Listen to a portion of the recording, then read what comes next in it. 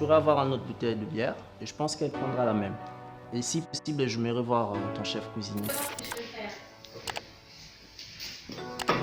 Alexandre?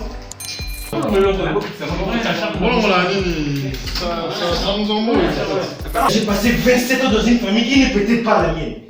Je t'interdis de dire une telle chose. Je te le défends formellement. Tu entends?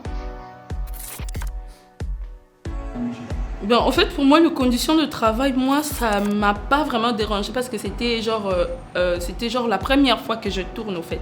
Moi, je ne savais pas comment est-ce que ça se passe, tu vois. Je venais à peine d'entrer dans le cinéma. Donc, je me disais, c'était normal, même si souvent, c'était pas normal. Au fait, concernant les conditions de tournage, moi, en fait, je me plains pas vraiment trop parce que, donc, voilà. J'avais déjà trouvé, j'avais pas vraiment d'expérience, donc du coup, je faisais avec. Nous savons que le cinéma congolais vient de prendre son envol. Nous sommes dans le tout premier pas que le cinéma congolais est en train de passer. Sur un grand virage où le monde du cinéma est très actif et nous venons de prendre cet ascenseur, cet escalier qui nous aide à monter très haut. Alexandre Cuspon? Paul Kalome. Oh, mais qu'est-ce que tu fais ici? Je te croyais toujours à Londres. Comment tu vas, mon frère? Et Jama se voit dans ce chaos mettre les choses en ordre. Et il s'est mis à lancer certaines procédures que l'on ne retrouve que dans des cinémas étrangers où vous êtes là à la maison, on vous appelle, on vous amène, on vous met dans une certaine condition, dans presque, si je peux dire, des loges où on vous accueille là, tu es bien logé, tu es à ton scénario, tu as un second directeur qui vient t'accompagner, qui t'aide dans ton jet d'acteur. Tu montes sur scène, tu as une maquilleuse, tu as un costumier, tout le monde qui vient travailler autour de toi. Et sortir ça du chaos pour prendre son envol, je peux dire que Jama avait mis la barre haut.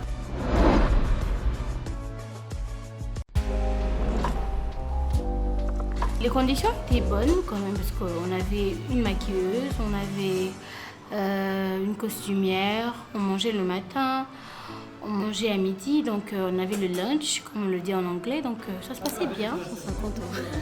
On venait travailler, on mangeait, même s'il y a eu des jours où les heures de tournage dépassaient les limites, mais après j'ai eu à comprendre ça parce que, comme j'ai dit à l'époque, j'étais encore une enfant dans Jama, je n'ai pas la maturité que j'ai aujourd'hui, je n'avais pas la maturité de comprendre que la technique a ses caprices, les acteurs aussi ont des caprices, il y a beaucoup de petites choses qui peuvent faire en sorte que le tournage commence le plus tôt possible ou en retard, que ça finisse plus tard. J'ai appris ça avec le temps, que un tournage, quand on vous dit 8 heures, c'est pas comme si 8 heures à 16 heures, c'est pas comme si tu vas finir à 16 heures pile, non. Il y a toujours quelque chose qui ne marche pas, où il y a un acteur qui arrive en retard, où il y a un acteur qui a eu un malaise, où il y a eu un perchman qui n'est pas venu, où la caméra a eu un problème, la pile. Donc toutes ces choses-là, c'est des choses à anticiper quand même quand on vient travailler. Donc je dirais que dans Jama, j'étais bien traitée, hein, j'étais dans des bonnes conditions, je prenais mon petit déjeuner, je mangeais à midi, je m'habillais, voilà.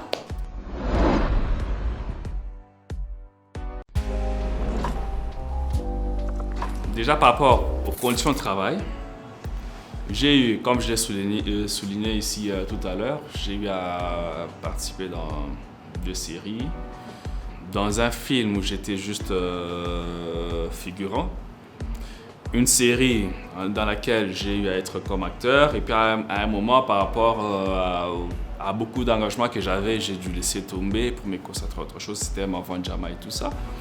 Alors il y a des conditions que je n'ai pas vu, mais que j'ai vu dans Jama. Le respect par rapport aux acteurs, la manière de traiter les acteurs. Déjà, le transport est assuré, la collation est assurée, donc le petit-déj. C'est parmi les conditions que j'aimais de Jama. Bien sûr qu'il y avait d'autres conditions qui énervaient. C'est peut-être parfois finir tard, vous rentrez, vous êtes fatigué, le lendemain il faut revenir très tôt matin pour reprendre le travail et tout ça. Tuna sibabaki kata na 20 et comme petit 20 on a pas monnaie tout pour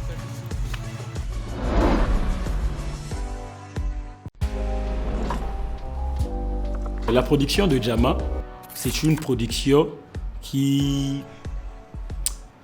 C'était pas comme toutes les productions. Imaginez-vous comme pour ma toute première fois de travailler pendant 24 heures. C'était dans Jama. C'est parmi de... Je peux dire le bon souvenir comme le mauvais souvenir.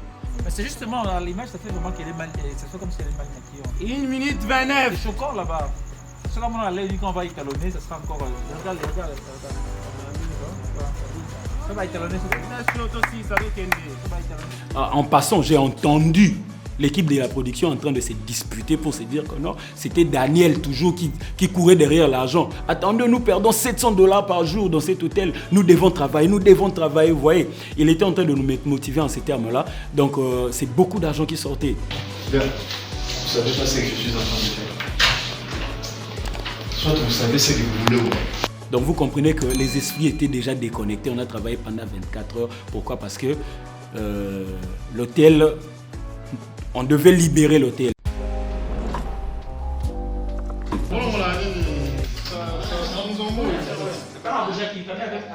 En réalité, je ne peux pas accepter de travailler 24 heures. Je ne peux pas. Excusez-moi, je ne peux pas. Mais quand je regardais Daniel qui est très coriace, mais me regardait avec un air très timide pour me dire « Joël, s'il te plaît, tiens le coup ». Je dis « Ah, je ne peux que tenir le coup ».